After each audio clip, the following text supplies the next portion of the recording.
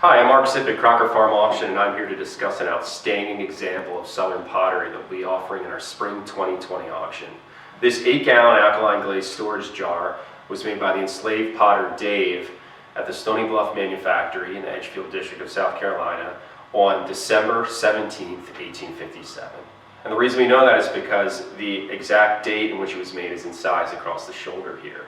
Also incised on this piece are the initials LM for Lewis Miles, who was Dave's owner at the time. Dave was owned by Lewis Miles between 1849 and 1865. He was actually owned by Lewis Miles for a period before that as well. But between 1849 and 65 is when we see the vast majority of Dave's wonderful large pots emerging, such as this one. And so we also see, of course, Dave's signature right here, incised boldly on the front in large letters.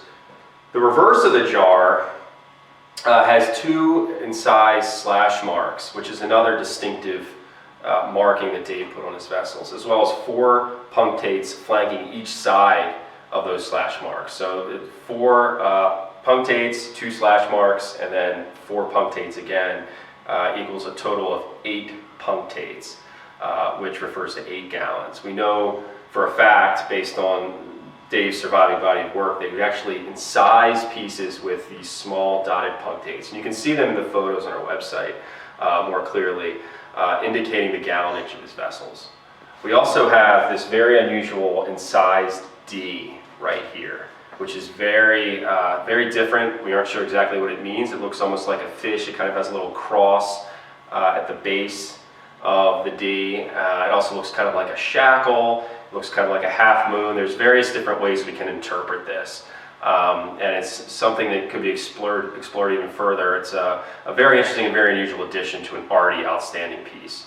You can even see right here, and you can probably see this better in the close-ups, there's actually some scratch marks here where he's actually incised some lines over something that he wrote in smaller letters. We aren't sure exactly what his intention was there, but whatever it was, he decided not to do it and he crossed it out.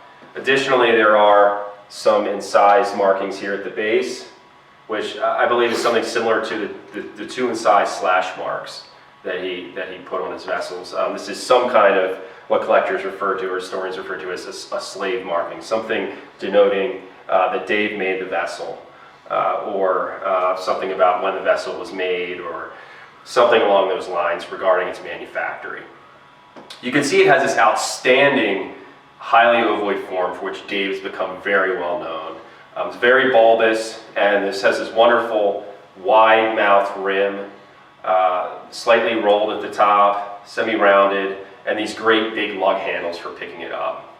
Jars of this size were used for preserving all kinds of foodstuffs. A lot of Dave's most famous jars with poems mention pieces of this size being stored with meat. So maybe it's stored meat at some point. I do believe, looks like there might be some grease staining on the inside, which would indicate that. You can see the glaze is this wonderful green poured alkaline glaze. So a vessel this large would be difficult to actually dip in the glaze itself. So the decorator would pour the glaze over top of it, and as a result, it creates a really wonderful dynamic aesthetic. You have this tiger striping that goes down the body of the vessel where it's heavily glazed. It'll show up as a dark, a thicker greenish, almost a celadon type glaze that's raised over the surface, and where the glaze look lighter, we'll have these more lightly glazed areas that are shades of brown. It's a very interesting treatment here, very distinctive to Dave's large vessels. This piece has most of what everybody would want in a Dave vessel. It does not have a poem on it, sure, but besides the wonderful form and the nice large size and the great glaze, we have a classic, large, very clear and legible inscription by the potter himself, his master's name, the date, as well as his distinctive slash marks and punctates on the reverse. This piece has been off the market for decades, and it's an exciting offering, probably the best, if not one of the best or one of the best examples of Dave's work to come to auction or to come to public market anytime in the last few years, and we're very excited to offer it in our spring 2020 auction.